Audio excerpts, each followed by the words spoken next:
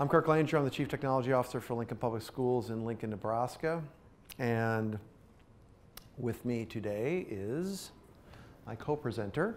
Yes, my name is Dave Herter. I'm a consulting engineer at FileWave. History about me, I guess I was historically a LANrev, not original LANrev guy, but an absolute managed guy. So stuck through the absolute managed days, went through the Heat acquisition, and left before they actually rebranded to Ivanti. But now I'm glad to be here with FileWave, so great. So in like or similar fashion, I don't know that I go quite a ways back with all of this. I sort of first got to know Martin and Peter going back to at least NetOctopus days, if not before, because we were a Farallon customer, Timbuktu customer. And so we sort of grew up, but I changed jobs in that amount of time within the district I'm in Lincoln Public Schools. I changed from being, we had three different groups, an information systems group, an instructional technology group, and an internet services group. And I was the internet services guy, and that was the newest. You know, the internet was invented in 1994 by Al Gore. So I came about, but at any rate, there was a decision organizationally in 2003 to bring all of those together, and for better or worse, they got me as their director, and have subsequently become the Chief Technology Officer for the district. So, but when we started in about 2003, we knew that we were going to have a lot of different edge devices and whatnot that were not very well accounted for in many cases. We're disparate across the district. We are a growing district. Lincoln Public Schools grows 800 to 1,000 students a year. When you're doing that year over year, you can think of that as the rough equivalent of about 2 elementary schools each year. And no, we can't build them that fast. And they don't grow evenly. So, but what we found ourselves with in 2008, after I'd been in the role for about four to 4.5 years, was we were at the point I said we're going to do our help desk environment first, because that's about service management, and I absolutely want to get that put into place. And then we're going to get serious about making sure that we manage devices well, and things are licensed and all those sorts of things. So a lot of cleanup. So in 2008-09, we did sort of a bit of a bake-off, and at that time it was LANrev, and by 2009 it became Absolute Manage. And we were looking for something really that was going to meet our needs for what we considered to be our profile as an education user. And I remember talking a number of times with different companies and saying, well, this is what this is our profile, what we look like. We're heterogeneous. We got Mac and Windows. We thought that was pretty upscale. We're doing both, and we're pretty serious about sticking with both. But that was a cast of players on the left: LANrev, FileWave, Altiris, and LANdesk that we looked at. And frankly, the bottom two we just discounted, because we said, you are not really multi-platform. You sort of act like you're multi-platform, but you're not multi-platform. And so that got us down to FileWave and LANrev. And if you look at the yellows and the greens, it was a pretty close match. At that time, I guess there was a little bit of history we had with Martin and Peter, and a certain trust level there. And also, we weren't sure FileWave, as an international company, we didn't, I mean, not as if LANrev wasn't, but we just didn't feel as sure. So we selected LANrev at that time to do all of these different things, and we were pretty gung-ho that, yep, and it's going to do them all, and off we go. So when I talk about going from profile to prescience, the truth of the matter is, it didn't take very long, as in the next year, 2010, and the iPad came along, the end of the PC era. There just wouldn't be any more computers, but as Tim said this morning, what is a computer anyway? But iPads came along in 2010. In 2011, Chromebooks came along. Now, it was going to take a while for, I guess you would say, the uptake on this. But that fundamentally changed because our profile didn't include either one of those things. And we exercised no control over that at all. It's just, here they are. Want to use them? And in an educational environment, nothing's out the door very long before somebody says, well, of course I want to use them. In fact, to that end, I used a procurement card and I went ahead and bought a couple. wait, what? So then it has the IT folks reeling and so on and so forth. And then that little symbol at the top is basically indicative of, and I'm probably not sending any sound out of this thing, which is just okay. But that is a Phoenix, and that's important to us because in 2011, on May the 30th of 2011, this went on at our district office. It's a building out of which I worked. It's where our primary data center was. This was on May the 30th, 2011. Among other things that made it complicated is I found the fire because I was working in the district office that night late, and that, of course, made me a person of interest because, as I found out, 65% of all fires that are called in, the person who calls them in is the one that started them. When they pointed this out to me, and this is what it looked like the next day, that's a 101,000 square foot building that's basically rubble. We didn't get anything out of it. Our data center was completely destroyed, and so that's what we were looking at. In addition to putting back together an IT infrastructure, I also had to be talking to all kinds of fire people, police, you name it, because they were very interested in what I was doing in that building. So at any rate, but that's what it was. Our data center, if I've got this, our data center was about right here. And my office was about right there. I was about, it was very, the fire was, and it was started. The fire was started very close to my office by a disgruntled employee who said all she wanted to do was make a point. But in a building with the paper load that one had that was not sprinkled, that's what you get very quickly. So at any rate, that's what happened, and that changed things almost immediately in terms of the degree to which, though, at least the selection and what we focused on was prescient. It was prescient because we had all of these data about what burned up in that building. And that, along with what was in our data center and having very good records by rack, by location in the rack, our risk management people, I thought they were going to cry when we said, they said, well, okay, what do you guys have for your inventory? And I said, here, here, here, here. This is all electronic.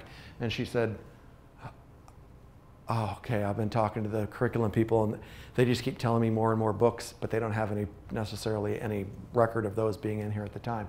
So prescient to have that type of information, absolutely critical. And inventory is in many ways, inventory is to device management, if you want to call it that, or whatever terminology you want to use. From my perspective, it is what attendance is to a student information system. It's ground zero. If your student information system cannot accurately take attendance, then whatever else it might be able to do is not particularly relevant because it can't tell you who was there and who wasn't. So inventory is absolutely that base level. And that, what has to happen a priori is you have to get that agent out there and so on. So how easy was it? And we basically made it part of the proof of concept with LANrev. We said, we're intending the proof of concept to get the agent out to pretty much everything we know about. And they really didn't bat an eye and said, well, let's go for it. And so we did. So it was a very good proof of concept, and that's where we got. So moving along to 2013, things were progressing. You can see our number of computers increased, Mac OS, Windows, and this was the year, not so long ago it seems, that we decided one-to-one for teachers. Now, I'm not a big fan of the one-to-one lingo because, frankly, it's incredibly passé. It's also incredibly inaccurate because any number of our teachers already had other devices. But what I always said was, I'm not going to talk about a device per student until we've made a device per teacher and instructor a reality. And so this was our first foray into that. Sustainable, we knew what kind of a life cycle we were going to have, 3-year life cycle on those and so on. And you'll notice also notable at this point, this is about the time we started mucking about with MDM, because the truth of the matter is, the reason that asterisk is there is because that's how many iOS devices I knew were in the district office. The rest of all of our schools, we have 39 elementaries, 12 middle schools, 6 high schools, and then a number of administration buildings. They were all buying iOS devices. We saw the POs go by, but there was no tracking of them. So I said, we got to get serious about this. Well, how many licenses should we start with? And it was a fairly small number. The other thing to notice, though, is that MDM in that case was a bolt-on. It bolted on to LANrev, but it was not necessarily part and parcel of that product. So what came along next in 2015 is what we call our class plan. It stands for Connected Learning for the Achievement of Students and Staff. I'm big on words and big on acronyms only from the standpoint that the last thing I want to do is call this a tech plan.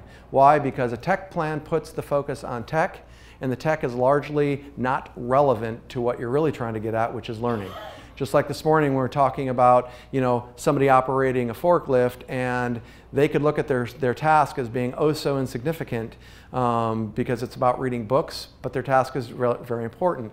When you back that up to a lot of the things that we do in IT, to the end task, which is learning, it is not nearly that relevant. So I didn't want to make this be about our tech plan, or call our tech plan a tech plan.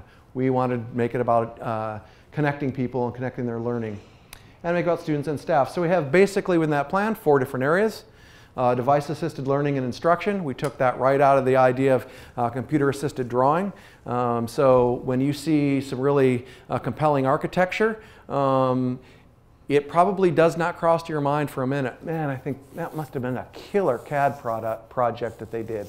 That doesn't cross your mind. Why? Because you're looking at the end product, and it doesn't much matter. We wanted this to basically be in the same mode. So device-assisted learning and instruction.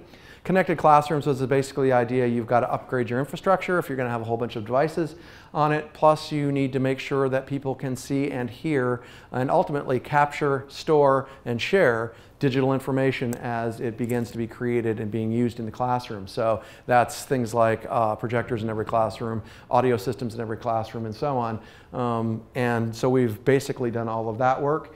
Supporting teachers adapting and redefining with technology. That's the idea of, for those of you who know the lingo, SAMR model, which is this idea, are you just going to basically do what you've always done, which is you're just going to substitute? Are you going to use technology to augment? Are you going to use technology to modify or redefine?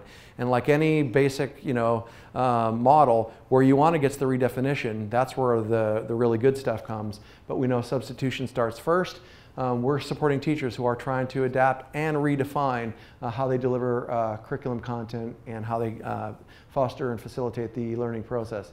And then systems for learning information is all the stuff. That's things like the G Suite, that's things like WeVideo, and so on that our students have and teachers have access to.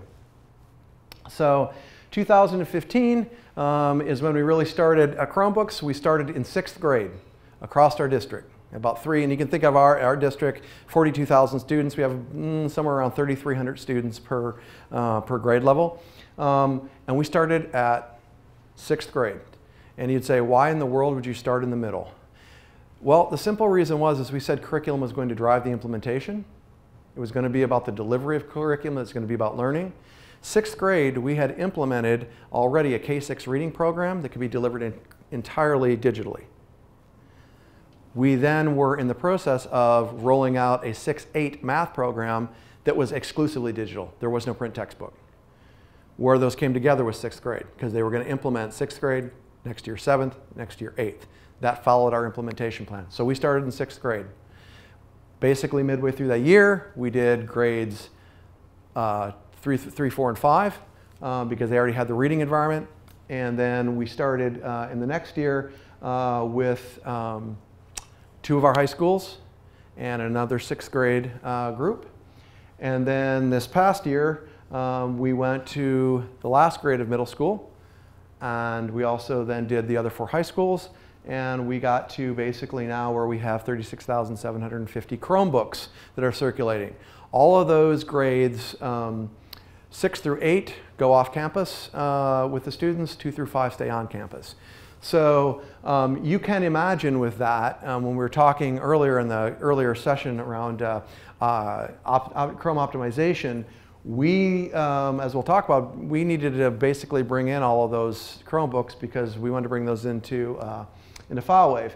And notable, this summer is really when we started our work on FileWave, because LANrev had in our estimations, well, I said, here's what I think is going to happen. They're going to contact us around time that we need to pay our maintenance. I'm going to tell them I don't intend to update our maintenance, and either they're not going to say anything at all or they're going to say something almost perfunctory. They did say something, and it was entirely perfunctory. What they said was, okay, that's it. That was functionally all that they said. So we were gone, and I guess in Seinfeld speak, that's a shame. That's kind of where we were, and at that point, the degree to which that product is viable, I said, guys, we're absolutely making the right decision. I can't take the risk in having something that I don't know what its support is going to look like, because I don't know that the degree to which they consider it to be a product that they're going to continue with, or whether they're just ripping things out of it and going to move on. So from pieces to platform. So the idea is, we talked about really going from a profile to being prescient about the things that you want to do, being looking forward, not just looking at where you're at or looking backward.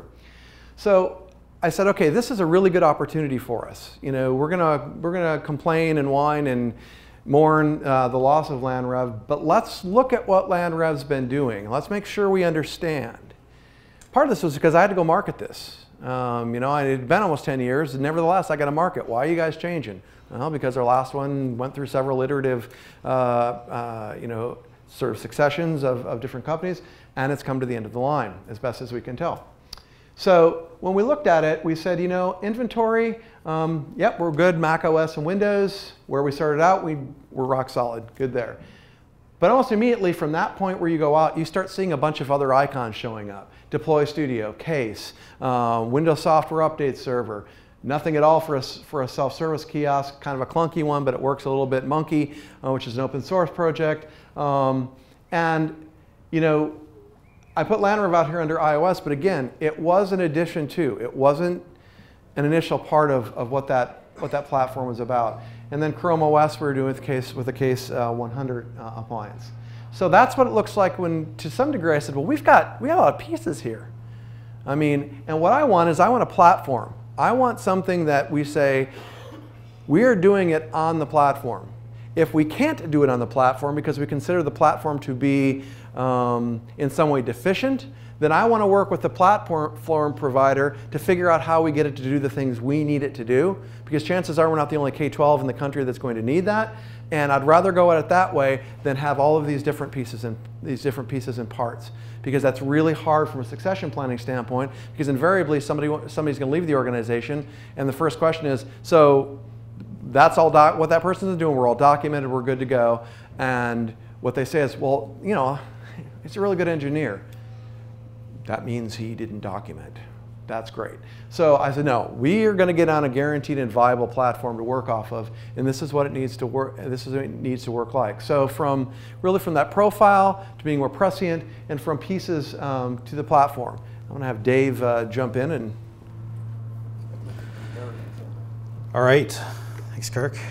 So Kirk very eloquently described how he's moving from what LANrev was to what he's going to do with FileWave, but how exactly is that going to work? Like, what's the strategy? What's the plan look like? How do you actually do that? So at a very high level, what we've got here is just a description of how you would try to approach that. I don't know if you can see it very well, but the very first step, kind of a four-step process. First step is to make sure you've got good documentation in place. And we've been doing that with a lot of very large LANrev customers today. The documentation kind of serves two purposes. The first purpose is to really understand and get a frame of reference for everybody that's involved in the process and all the stakeholders in the project, because it's not just the LANrev user or the new FileWave user that needs to know what's happened. It's the person that's implementing FileWave, because you could have aspects of the LANrev workflow that just maybe they aren't accounted for in FileWave, maybe they're accounted for in a little bit of a different way in FileWave. So to document those processes, to make sure all of your criteria when you're building policies, all of it translates correctly into FileWave, that documentation has to be very good. So that's the first step. Second step within that sort of sub-step of step one is to make sure you get everything out of the system. You want to get everything exported. You want to get your key elements out of LANrev. You want to get your config profiles. You want to get your VPP tokens. your enterprise apps, and any of your custom field scripts that you've defined in LANrev. You want to get those sucked out for use in FileWave. Step 2, once you've got everything out, you're going to want to try to evaluate, set up an evaluation, contact your SE, work within the process to get FileWave stood up and configured.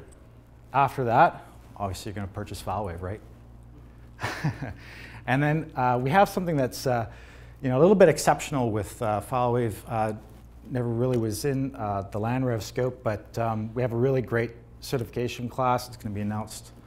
Can't steal Tony's thunder here, but it's a great initiative, and it's something I think that's really going to accelerate a LANrev user and move them into that FileWave frame of mind. So just to talk a little bit more, get a little bit more into the weeds about documentation. How do we do that? What do we do? It's not just a matter of going through the LANrev interface and blindly documenting things. We've discovered a set of SQL statements that we can use to extract information out in an automated fashion. So we can execute these SQL statements to pull information directly out of the LANrev database, collect that information, export it to a CSV, and what you're seeing here is basically how to extract the information out of the MDM side of things to get policy information, what apps are assigned to what policies, what devices you have in policies, so that you can make sure that your transition is not going to, you're not going to miss anything, right? You want to isolate the deployment workflow. You want to make sure, like I mentioned before, the criteria to create those policies. You want to make sure that all of those criteria steps are the same in FileWave. So if you've got a deployment workflow that relies on, is this device enrolled on or after a certain date, can you do that in FileWave, right? So the answer to that is you will be able to do that very soon. So there's a few things that we really need to get documented, and that's kind of the second part of that step. Export your stuff. You want to get all the extra artifacts out of LANrev. So there's an iOS payloads folder that has the APKs, IPAs, enterprise IPAs, all your config profiles, your media files, and your provisioning profiles. You want to get those out so that you could potentially import those back into FileWave. All right. The custom field scripts folder, you want to pull that stuff out as well, have that available for you if you wanted to use that in the upcoming custom fields feature in FileWave. So you'll be able to redefine all of that information, okay? What about certificates? So it gets a little messy. Certificates, do you need to regenerate them? If you're going to be using the same FQDN, perhaps you can just reuse that certificate, but what about the Apple certificates? We found that it's probably not a good idea to reuse those, right? You want to regenerate those. Different vendors have different ideologies, but our ideology is that you really want to start fresh. Apple recommendation is to start fresh. You want to reactivate devices to bring that fresh into the system. And DP tokens, no, you want to create a new one. DP token is based off the public key of the server, so obviously you're going to regenerate that in FileWave. VPP tokens, that's where it gets a little bit hairy. So VPP token can only exist on one server at one time, so how do you make that migration work, right? So during the proof of concept, when you install FileWave, the idea is that you would deploy a few licenses to one VPP token and then try it out, right? Once you've got your workflow nailed, then you want to try and transfer that VPP token from your LANrev server to FileWave. With the upcoming VPP locations feature, that might be, you might have a little bit more flexibility there, okay? And obviously, you want to consolidate those VPP tokens to make it a little bit easier for you to do the transition. When you make that final production push from LANrev to FileWave, a good idea is to take that VPP token and delete it out of LANrev. When you do that, it's going to give you two options, to delete or reset and delete. If you delete, essentially what's going to happen is it's going to sort of orphan all of the licenses that were assigned previously in LANrev. If you reset and delete, basically it's just going to revoke everything. All the licenses that were previously assigned by LANrev, it's going to get rid of those and basically give you a really fresh start in FileWave. So that might be a good way to go, depending on your deployment strategy. All right, timing. You don't want to wait until your LANrev license is expired. And this might be good for the SEs to think about, is that I found that talking to some of the really bigger school districts, they kind of wait, right? Oh, it's okay, my LANrev license is still valid, I can still do stuff with it. But you don't kind of want to hold off until 6 months until it's fully expired, because it's going to take 6 months to actually do the evaluation and get everything set up. So 6 months, I find, is a good sort of buffer zone to get started on an evaluation and to do that transition, because it's a lot of documentation, there's a lot of exporting, so there's a lot of work to be done. And you can run both systems in parallel, right? So you can have a LANrev agent, you can have a FileWave agent on the desktop side of things. So you can do that on the desktop side. On the MDM side, obviously you can't do that. So you have to work that through. So yeah, like I mentioned, you want to work out those kinks in a FileWave proof of concept environment. You want to make sure that you don't just leap all your devices into FileWave right at the get-go. So try to transition over a longer period of time, or try to just really discover all of those kinks and limit the impact that you're going to have. And as far as guidance during migration, so consulting engineers team is basically here to help to configure and to migrate customers from LANrev to FileWave, and essentially assist in that documentation process, assist in the deployment and configuration of the FileWave server. So it's basically creating a custom project to work on the rollout, whether or not there needs to be a backup strategy of iPads, or if you're going to persist data to do a backup. Those are things that kind of have to be worked out, and the project plan has to be defined to, depending on how you want to do that rollout.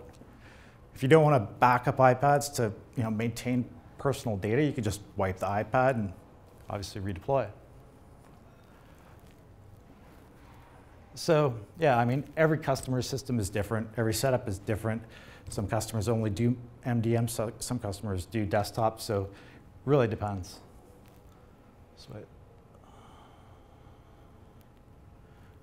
So yeah, and as far as analyzing what we're going to do in terms of the migration,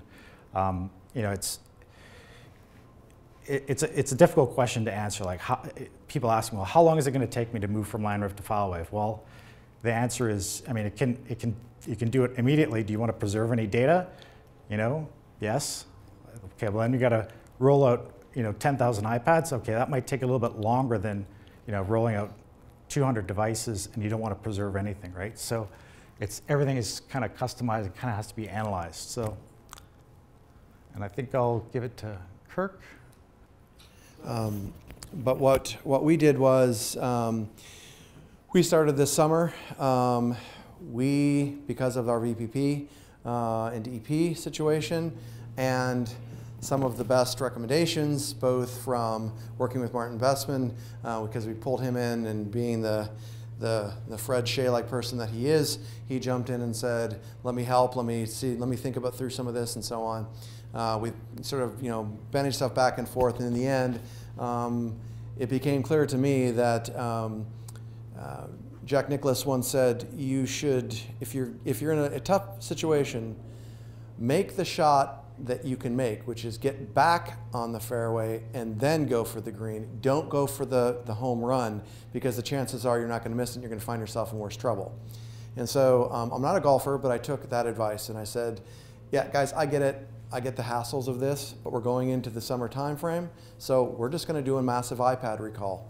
And that won't be welcomed, but the truth of the matter is, it is the best way to do this, and so that is precisely what we're going to do. It gave us a wonderful opportunity to make sure we got all of the iPads. Any number of them came out that somehow had come into the district that went through channels, but that never got the agent put on and weren't in absolute MDM anyway. So we basically got that shored up. It was right around 4,500 devices that we touched, burned them down, put them back up. Really use that as an opportunity too for our curriculum department to say, what do you want on these? Because we basically provided 5 or 6 different type of file sets and said, okay, you tell us what should be in those, and we'll make sure that we get them back. And the teachers then selected which file set was appropriate, and off we went, or file sets. So in that regard, summer 2017 was really about doing the MDM work, which was pretty big. And then this fall, what we've been doing is working on everything beyond that, which is all of our Macs, all of our Win devices, and those 36,750 Chromebooks. Although those come in really fast, it's realizing the benefits of that takes you a little while to wrap your head around. But we've basically got 100% of our inventory for Chrome, and based on the most recent, we've got 96% of our Mac and Win in there. So our support manager tells me, and we're doing really pretty well in that regard. And what's going to be happening over the course of the winter is really software distribution, system update, and a self-service kiosk. Because when we get down to it, it is that self-service kiosk. The Windows folks are going to have it for the first time. The Mac folks are going to have one that actually makes some sense. And here's the deal. Our teachers, and administrators for that matter, have admin access to their devices. They can add things to them. This does not make our information security officer feel very confident. He would have it be the case that they don't have that access any longer. The argument against it has been we haven't had a good way to say, well, as long as it's a vetted app, it's not a problem. We can put it into Monkey, but that's not great. We'll have a way now to do what we need to do. So I don't know the timing of that, but if you hear loud screams that sound like they're coming from the center part of the country, it may just be some of our users who will rebel, because that's what we do. But we're going to do our very best to provide them the why we're doing it before we tell them all of the other stuff. This is why we need to do it from an information security and data privacy perspective. And then we'll say, and we're providing you this method to continue to be able to load apps onto your device. You don't need admin access to do that. So, like I said, we will see, but the plain fact of the matter is we don't get here and we're not able to do these things unless we have consolidated onto a platform and we don't have so many pieces sort of running about.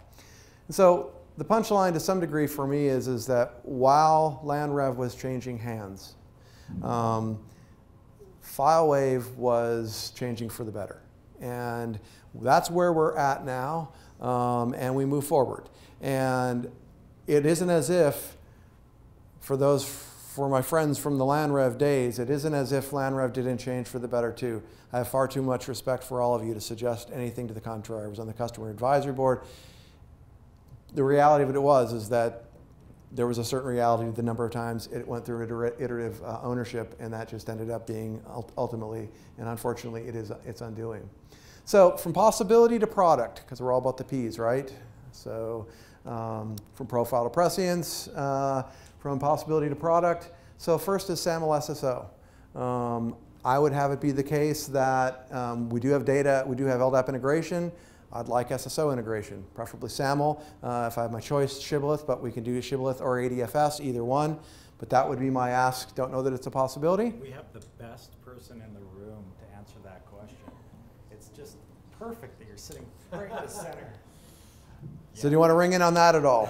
We would love it just to be the case. It's part and parcel of where we're headed with so many of our providers, and we're just really trying to push on that. So much can be done with the good SAML implementation in terms of making SAML assertions at the time of authentication to even do authorization and those sorts of things, really federating our directory using that methodology. So it's a request, it's an ask. The next one is just to push that Google API to the absolute end. As we read it, there should be a method, according to the way we've read the API, to enable and disable Chromebooks.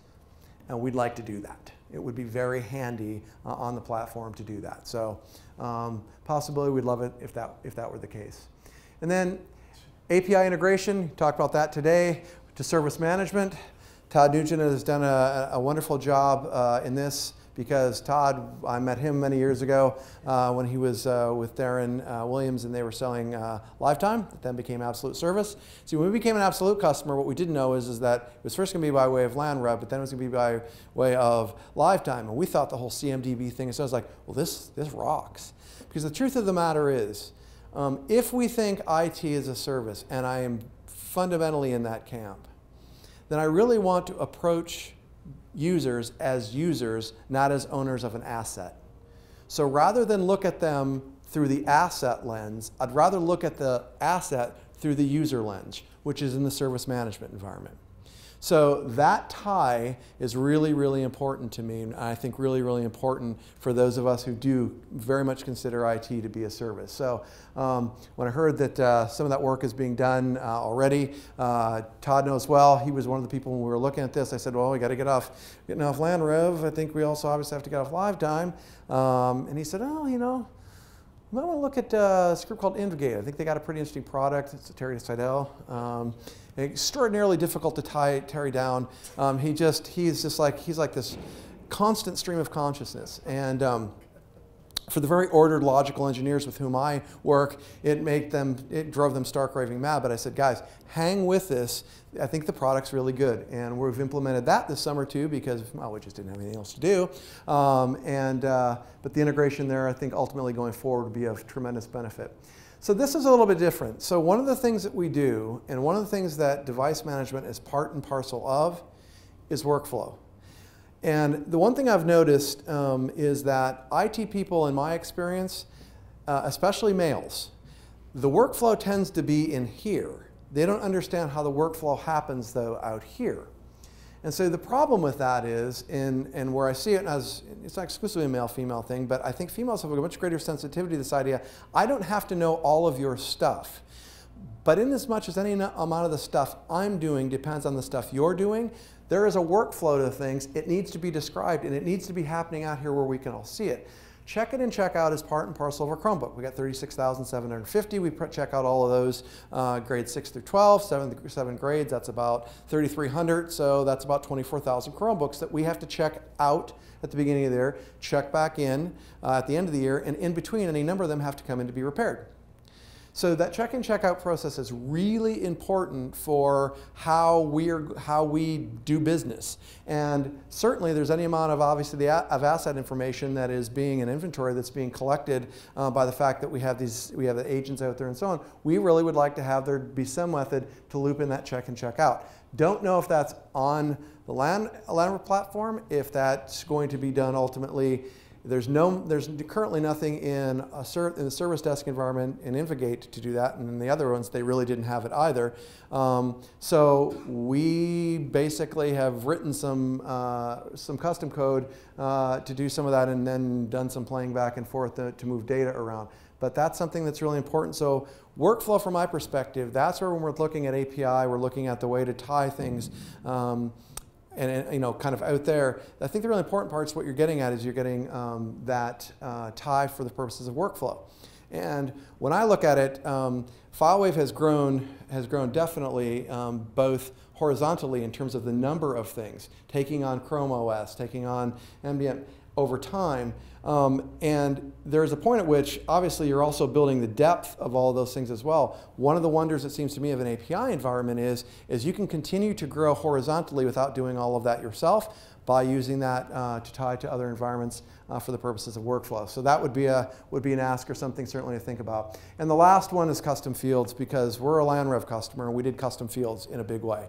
And that was the big reveal this morning, and that's wonderful for us. We did all sorts of things that really played to the reporting side of it. So a simple one that I recount regularly is cost center. So we have, as I said, we have 39 elementary schools, 12 middles, and 6 high schools. They all have a budget. They can be buying stuff. And what we want to do is if they're buying things, then the sustainability of that item is upon them. I can't just ingest that into my existing budget without some kind of an increase. So we try to caution and say, if you're going to buy a cart and 25 swell iPads to go with it, about 3, 4, or 5 years at the outside from now, you're going to want to do something about updating those. What are your plans for that? But at the minimum, we're going to know, and we're going to basically report back to you that, hey, those are reaching their life cycle. What are your intentions? And when you have a custodial and nutrition services and all these different people who are buying, that's great that they have budget to do it. But we want to make sure we can help them take care of their fleet, because the reality of it is we take care of their fleet. And when it gets old, it gets very hard to manage and maintain. So wanting to be able to provide that back to them. So custom fields for us was the extensibility of the environment that will allow us to do some tracking that, and do not only track it, but tracking with structured data in a structured data repository is huge. So that was big. Did you want to talk about that at all? Yeah, I mean, just a quick time check. We've got, do we go straight till 5? If we do, we got 15 minutes. And we can actually do. We're standing between these people and almost any number of other things that is personal to them. So I don't want to take, I don't want to make any assertions about their time. So. Well, I mean, I can do the, I can do a live demo of the custom fields. How about that? That's always a great thing to do in a presentation. That would be great.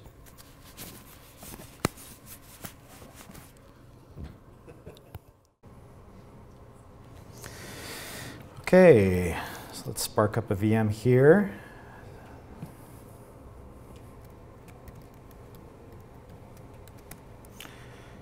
And what we're going to do is we're just going to log into our FileWave 12.6 environment here. It's just a local server running on this Mac OS box. So FileWave, you saw PN's screenshots this morning about how custom fields works, what it looks like. From the access point, you're going to access it by an assistant. So essentially, you're going to go down to the assistants and go into custom fields. In custom fields, you've got 2 options. The first option to define the custom field or edit the custom fields. Also, you can import a CSV that'll define the custom fields, the custom field values. So first off, we're just going to go into the custom fields and take a look at the UI.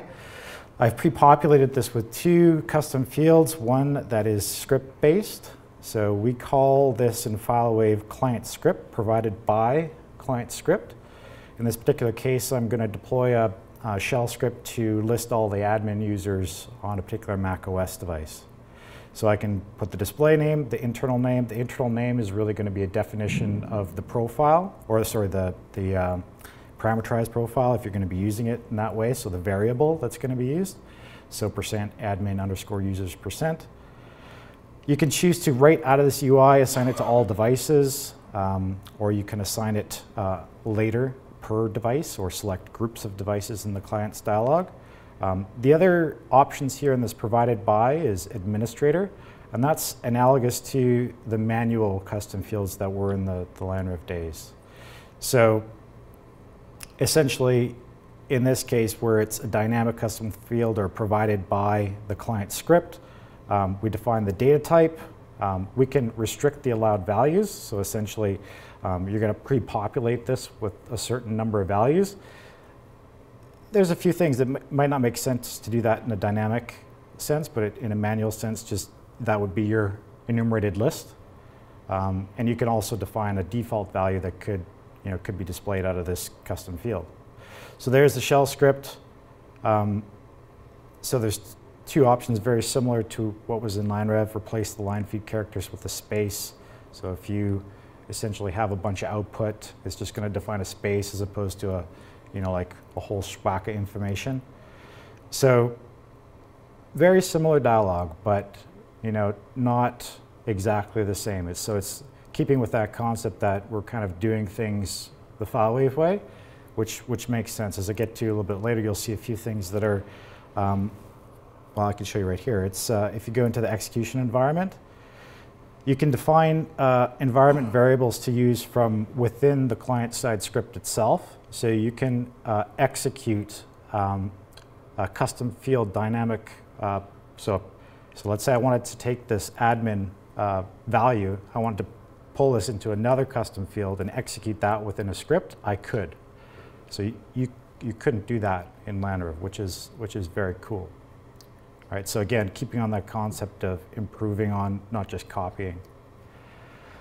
So here's the other option. Basically, it's a manual custom field with an enumerated list. Just basically, the It's not called an enumerated list because it's the FileWave way. It's just restricting to a certain set of allowed values. And I can define whichever values here, toggle the default, add more values. So that's how I define custom fields. If I want to assign it per device, I just right-click and then just go edit custom field values. I can basically just see here. Yeah, I thought I did assign it, but I didn't, I guess. Yeah, it's not clicking in the right ways. So it's associations. It is assigned. But it's script-based.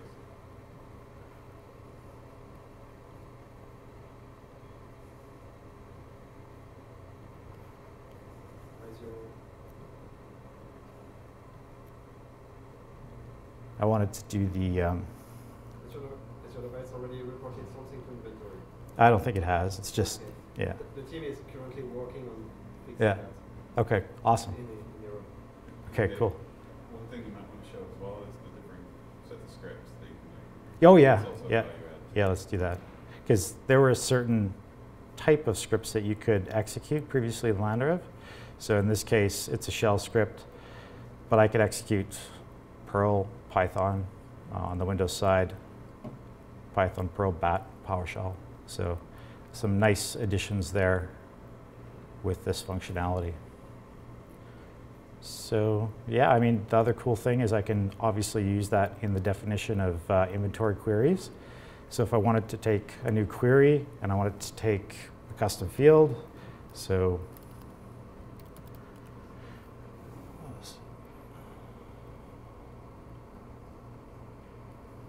oh, it's terrible.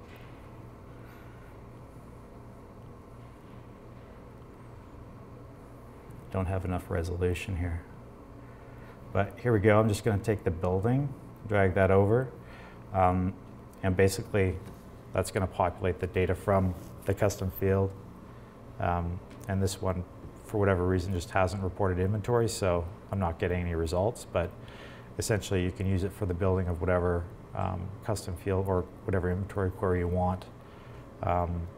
The other thing is it can be used obviously in the definition of whatever iOS or macOS profile you want via variables or parameterized profiles. Yeah, any questions? That's kind of all I wanted to show as far as the demonstration of the product. And I mean, again, we've got the master here, PN. Thanks again, PN, for getting that out so quick. And if you're going to crowdsource any part of your presentation, it's nice to write it right in the crowd. Sorry about that. Exactly. Great. All right. I think we're at time. I got you, didn't I? I was close. I just decided. I was closer than you. Just real quick, the other thing that I didn't mention about the custom fields, the logic for taking legacy custom fields and migrating them over. The idea is obviously that there's this third type here called the client command line. So all of those custom fields that were used previously, the 20 times 4, the 80 potential custom fields that were used on the FileWave side before this feature was implemented would be just populated here using this client command line option, which is cool. Development has thought of the migration strategy, and which is great. So One other slick little thing, Dave, is that any custom fields that you create are automatically injected into device details. yeah, You look at that in the client info. yeah. I wish I had a details view for that client, but for whatever reason. From a user's perspective, will there be ability to share scripts? So if somebody's doing something that's, can they basically share their script with other members of the community? Yeah, I mean, I intend to have a bunch of things that are published on day one when this goes out. Sure. But then I would really like to see that more of this starts firing up in the alliance groups. Yeah. Crowdsourcing that would be really Yeah. cool. Yeah. Yeah, very much so. Any questions about anything that specifically that we did at Lincoln Public Schools with that? I've got a question. Okay. So how far are you along in actual deployment with FileWave? Right. So to the question that you said people ask, so how long will it take? Yeah. I would say if I had to give us, if we were on a misery bar, I would say we're about 65% Yeah. through. What I don't have a really good feel for is how rough the sledding is going to be between here and where we want to get.